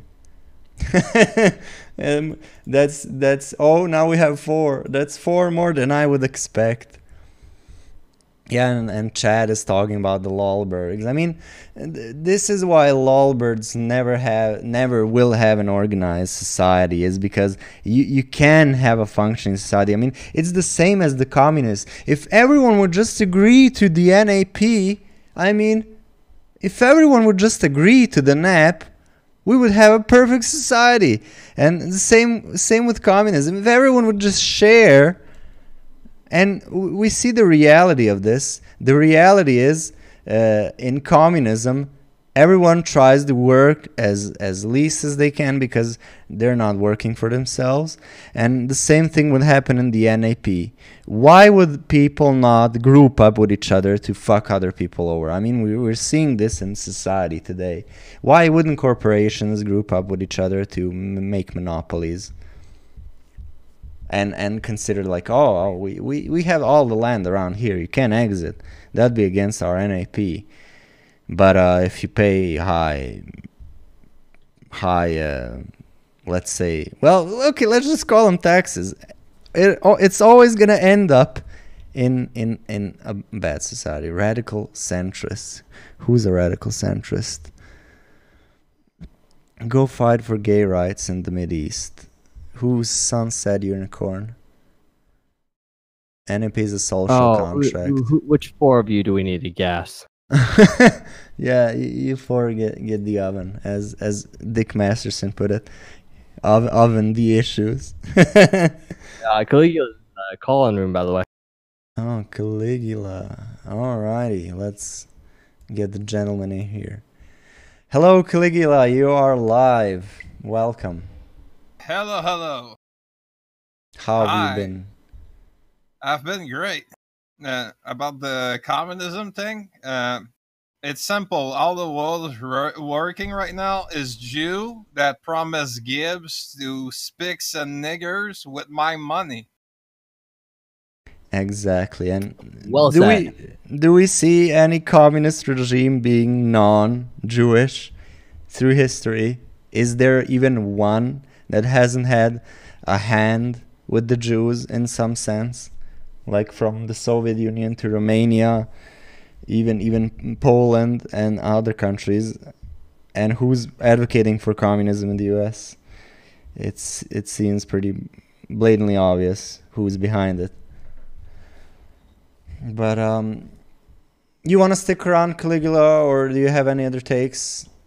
Yeah, I can stick around. What are the topics from today? I just came back from work, so I don't know. Pedophiles. Well, we were going through Salon's pro-pedo acceptance articles, which we're gonna tie into our next segment, our other narrative, and I think you might find that interesting, because we were only talking about how Salon is pushing this narrative, but now we're gonna go behind what's motivating Salon and how they're getting their financing and the financial aspect of it, which will lead us into the political aspect of it. But yeah, let's go into the financial aspect of it. So I was wrong. We do have 2 more articles to go through real fast. I think we can pull through these. We forgot about one segment. Think it's just it's not only pedophilia. I mean, there's also the next level of sexual degeneracy, which is you would think, okay, so pedophilia is bad, but could it get worse? Is it worse? Could there be further? And of course, it never ceases to disappoint. Of course there's worse. Of course there's more degeneracy that a woman describes her sexual relationship with her estranged father. Yep. Incest. Incestual pedophilia at this point. Jesus Christ. So yes, not just incest, but incestual pedophilia. I mean, this is the bottom almost. She didn't see him for a long time, and when he came back, he's attractive, and I mean, I'm sure there wasn't any coercion from the father, or I'm sure he didn't manipulate her in any way, and she's just a consenting adult at 16. Oh wait, she's not. She's 16, and he's her dad, and this is, I mean, these articles are all dated pretty much at the same time they're pushing for pedophilia. So they've been pushing for this narrative at the same time for a long time. I mean, some of these articles are pretty old. But why this is important is we're gonna get into the financial aspect of it. But there's also the other article, which is older than the first one. So genetic sexual attraction is normal and very real. AKA incest. They mean incest by genetic sexual attraction. Don't be fooled by the fancy words. It's not like it's a third cousin or something. It's parent-child incest. What they're talking about. Yeah, no, they couldn't. They skipped right past like cousins or anything on that quote unquote normal side of things. It just skips straight to the freaking fathered son, mother, and daughter. This is again father daughter. There's this one is also a father daughter incest story. It's pretty disgusting. And the one of the justification is calling one's male sexual partner daddy is commonplace. So I mean, incest, right? If your girlfriend calls you daddy, I mean, it's actually because she's attracted to your father. And this isn't even a joke. I mean, this is here in the article. That's a Freudian take if I ever heard one. Oh, yeah, right. Holy shit. And I don't even want to stay We on can these. just Let's just just go into past that and get to the meat. less. Yeah, the meat of these. I think chat understands quite well that Salon has no limits at this point. So up to now, we've only been discussing their narrative of sexual degeneracy. But this is where we're going to go through who is behind Salon and why and how they are financed. So let's get into, I'm going to open up. Well, you want to go over William? You want to go over William, their dispatch? Yeah, and I'm gonna have you pull up the. Do you have the page that has the breakdown? I don't know if I actually put the link in here. The CNBC. Yeah, I see you highlighting that. Yeah, I gave you the image. Yeah, the fiscal year report. Yeah, so the very first image. Oh, it's an article. It's CNBC article. It's not okay. An Yeah. image. Yeah, well, I mean, I also put the image there on the left. Oh, either way, I highlighted the fancy parts. Yeah. Okay. Yeah. There we go. This is Salon Media Group reports full year fiscal 2017 results. Hey, we got recent data here on this one. So the first two bullet points are really all we're going to need to know out of this article, which is their revenue fell 34% to 4.6 million. And their net losses, so they were negative, is 10.4 million. So they lost more than double what they actually brought in. So that this means that even before this, that means even in 2016 they were not making money, because this is a double. If they lost 4.6, that still leaves like 5 point something in the air, which means that they didn't make money even in 2016, despite them reducing operational costs by 4% in 2016. Yeah. And, so if you go to the next image, like I think I go into the actual. So what are we trying to get at this? What are we trying to get at this? They are losing money. And not just a little bit, and a lot of it. This is in millions of dollars. This is in millions of dollars. So they're not a profitable company. It's not like the narratives they're pushing are actually even in the left wing. They're not selling. They're not selling it. No one's buying it, and we see the revenue through the years. I mean, it hasn't changed much, has it? No, but the big thing too is to notice that this is all the way back to 2013. These are the SEC filings. Year after year, they are in the negative, 3.3 million. So these numbers are in thousands. So 3.3 million, 2 million, 4 million, 2 million, and then this last year was 10.4 million. So you could see that they're, despite being what almost everyone else would consider a failing company, shut it to down the nth degree, where you lose revenue and increase your net losses. They're still going. They're still writing articles. They're still pushing things. And we'll get into who is paying for this in just a second. But what I want to highlight is I remember a Monthly Buddha video about the porn industry and the Jews in that industry. And I'm pretty sure, I mean, we might do a deep dive on that, but I'm pretty sure black on white porn, so black males and white females, is not a profitable sector of the porn industry. But it's still pushed, as is this sexual degeneracy on Salon. It's not popular and it's not selling, but it's pushing a narrative. It's pushing the Overton window for their cultural sexual degeneracy narrative even further. And you want to get into who is behind the financing mostly? Yeah, but do you know how the black on white cucked porn did? Maybe just had to drop that one real fast. But no, you mean I think we should ask the last image? That's it, yeah, or our friend JC. Sorry, Ralph. So yeah, had to get low hanging fruit. Had to go for it. Blame Dispatch. So if you want to put the image with 135 million in losses, yeah, this one. So this one is more of a grand total in a sense.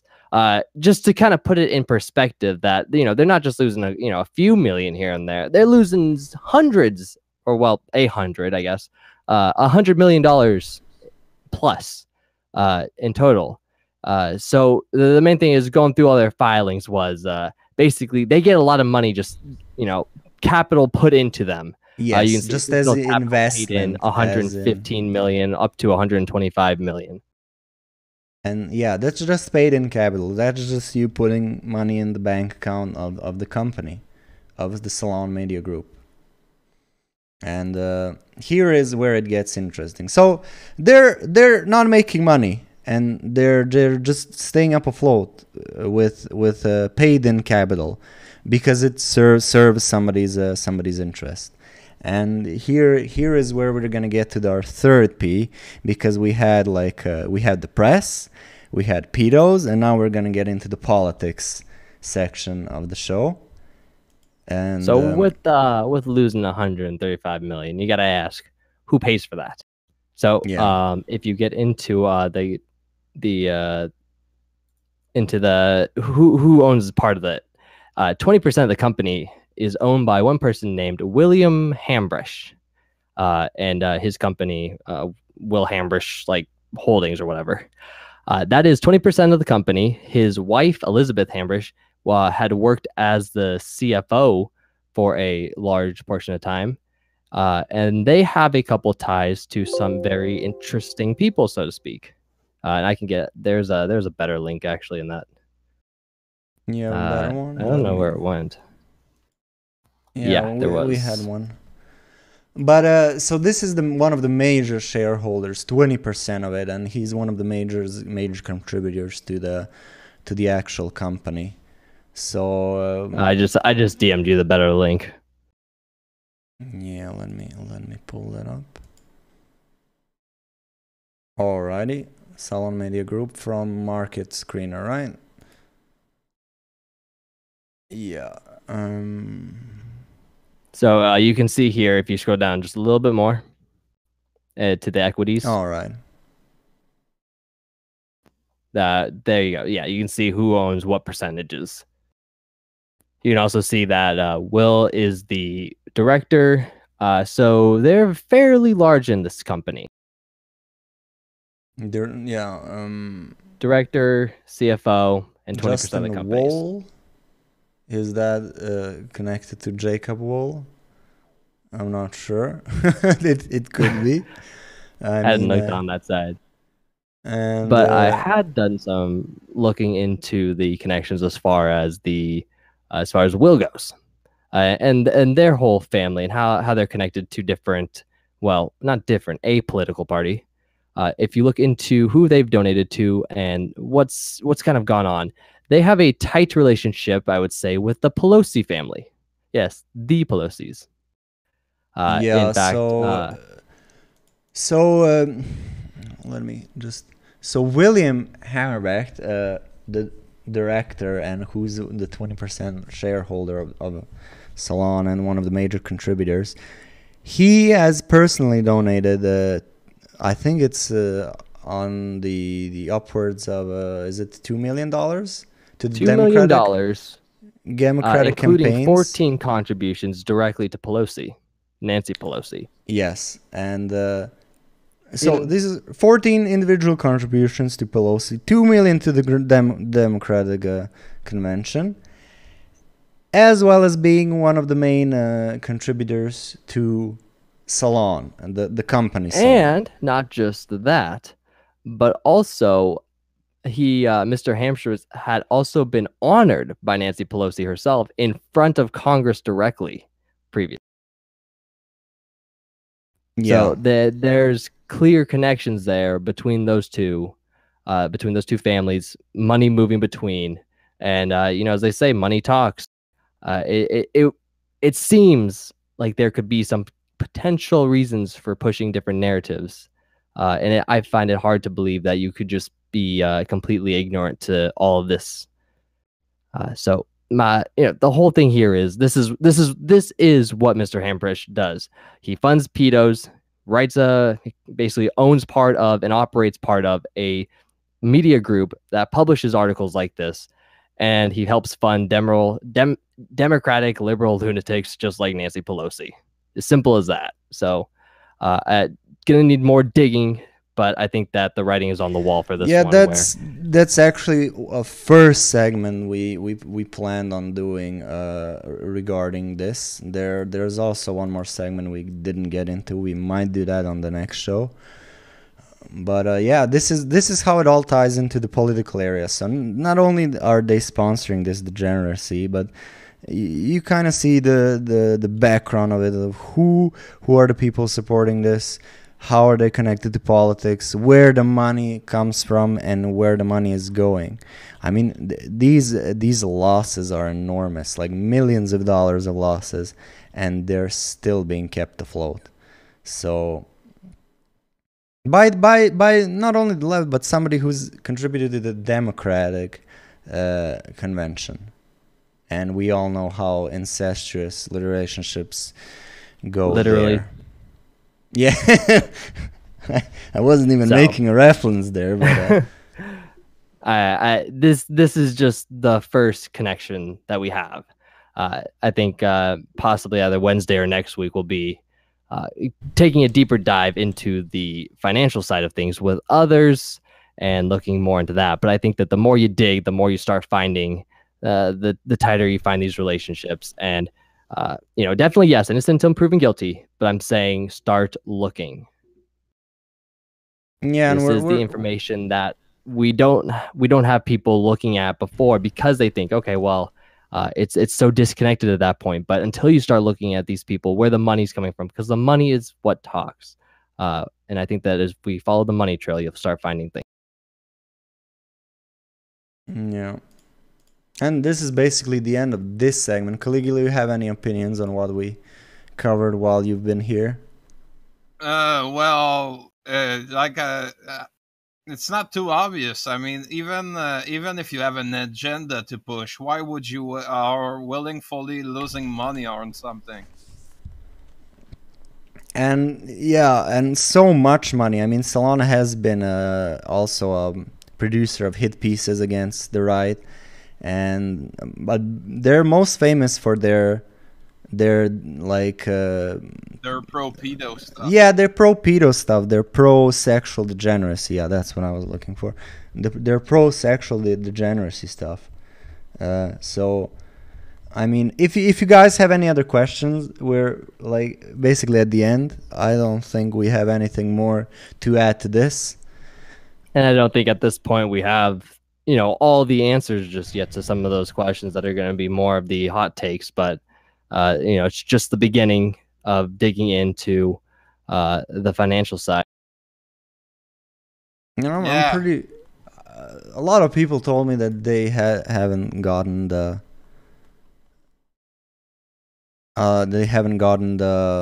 The notification for the stream. I don't know what's up with that, but if you want to get the notification, just enable it on the streaming notifications. You should get an email. We are live here on 6 p.m. Central US time, and with that, You have any other like updates on Unknown Anon? Kevin Logan didn't respond to the question about the police. You weren't here, Caligula, but I actually asked Kevin Logan about his swatting, and he confirmed everything. He said, I basically made some points, and he said, yeah, that's basically how it went through. He said he believes it's the Sargonites, and Sargon isn't sorry. And Sargon himself even was cheeky about it, said, oh, it couldn't have happened to a better fellow. I think there were some gay ops involved. I'm pretty damn certain gay ops were involved. Yeah, tranny ops, because it's involving Sargon. Tranny ops. I mean, we're still waiting on updates on Sargon's police investigation, on whether it's actually a thing that's happening. We showed that as well, the email that was sent to the mayor of London, possibly with him responding. So we're waiting on more info on that, and we're also everyone waiting just seems to be enjoying the holidays this week. I have to speak about this. The Sargon bullshit. He tried to put the guilt on Ralph for his ass moving other people out of Patreon, which is the most baffling thing ever. He's just proved that he doesn't want to take responsibility for anything. He's a fucking pussy. And as far as that, I think Ralph covered the fact that he didn't even contest him being kicked off of Patreon, where he could have, because he wanted to push the narrative. Isn't that right, Dispatch? I think something like that happened. I was a bit drunk yesterday, so not really sure. That's what I got out of it too. In any case, chat, I hope this gets archived in due time. I made sure to archive it myself also. You recorded it? Yeah. Oh, nice. Because people have been reporting some problems with archiving, and I'm also waiting for some memes to get accepted. I made a dumpster fire meme. It didn't go through yet, but I'm hoping it's gonna go through by the next show. There's also like the Right Wing Archive Squad meme. There's also a meme I didn't want to put into the subscriber part, like there's the deep dive one, but yeah, in any case, I hope you guys enjoyed the show. I'm thinking about playing the intro as an outro again, because it's such an amazing song, and it's either gonna be that or one of the other songs I played from Cybernetica. But let's see what chat wants. You can talk to the chat a bit, Dispatch, while I do the poll and see what I got. All right. So Deaf Guy, I was just replying to you. I was going to say this one will be archived fast. I'm not going to wait for it to bother re-encoding. I'm just going to grab it directly from the raw source on the server and upload that to YouTube. So that should be there probably within an hour or two. You unite against us, if anything. You guys are still I think you guys are arguing between each other a lot. I think Sunset the Unicorn is playing devil's advocate in chat. So I've been trying to follow that, but I can't exactly follow all the arguments as I'm trying to say things. Sargon assumed he could play the victim, and Patreon would reveal that they had given a way to keep his account. Interesting take. That's actually not a bad theory. He definitely seemed to have screwed up. I got a question for you, Dispatch. Yeah. What kind of porn you were watching? Oh, lesbian. What? Lesbian. Lesbian. Oh, that's why it's a meme. Yeah. Yes, I do have a channel. I can link my channel. Yeah, you guys want to shill your shit. I know, Caligula, you've been talking about doing some live shows. Is that still the plan? Still planned, but I don't know when. I tried something, but I didn't advertise it like an idiot, so nobody was watching it. I was like, oh, fuck this shit. You need to advertise. You need to tell us. We'll try and put it out there, get some people there. No, I just have to I just have to advertise it, the baby, on YouTube and on all this Discord. I mean, to get a little bit of audience. When this archives, I'm gonna put in Dispatch's channeling there. But as far as any other topics, I mean, the dick video really got me. That was one of the best segments of the show. If you want to watch back the show, Caligula, I would really recommend that part, because there's like 10 minutes of Dick Masterson talking about the Jews.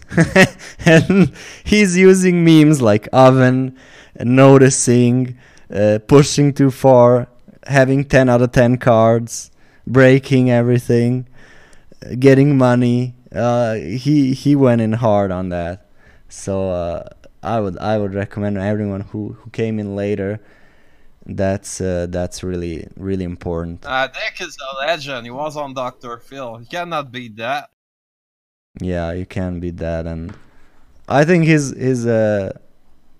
recent appearances on the Ralph Retort probably got him a bit more woke. And the fact that he's good with Ralph, and Ralph being kicked off of so many platforms, and like Discord and YouTube and all the other YouTube channels, I think it's had a positive impact on Lil Dicky there. And he's I love this shit. It's like the video nasties back in the 70s, where it was every like fucking movie was banned in Britain. That's like the modern version of this. It's great. Surf Nazi must die. All right, the chat has spoken. You want the intro? Somebody wanna. Well, it's not over yet, actually. If you just wanna, I think the intro is pretty good, actually. The dumpster fire video. And someone wanted a link to it also. If you had that, I don't actually, but I can get the link to the song probably. But not because I edited the song a little bit to prolong it and to prolong it a bit, because it's only like 1:30. I made like 2 minutes and something. But I'm gonna give you guys the link to the song. Here's the dumpster fire link. I'm gonna be posting Dispatch's channel in the archive description. Where can we find you, Dispatch, one last time before we head out? YouTube. On that channel is where I'll be I post a lot, aka 3 clips of what happens here on Stream Me. Working on going through more, and then also here on Stream Me at just Stream Me /Dispatch. Simple. Yeah, so guys, we're gonna be seeing you on Wednesday, 6 p.m. Central Time. More chill stream, maybe get some callers in. Hopefully they fix the notification segment and more people get the notification, because a lot of people told me they didn't. You guys have a good night. Enjoy your weekend. So we'll see you on Wednesday, 6 p.m. Central. Thanks, Caligula, and peace. Dumpster fire.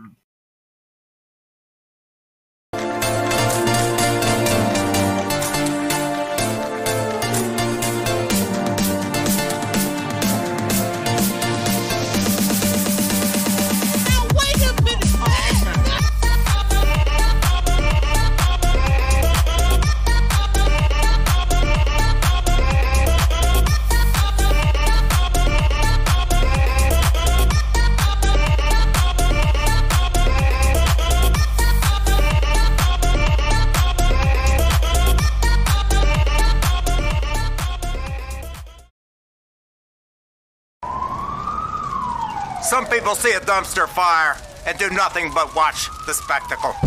Some are too scared to face the danger, or they think it will benefit them if they just let it keep on. Let it keep on burning. Dumpster fires. Dumpster fires. Fires. Fires. Hey, dude, let it keep on burning. Dumpster fires. There is an inferno raging. Let it burn. Let it keep on burning. Dumpster fires. Dumpster fires.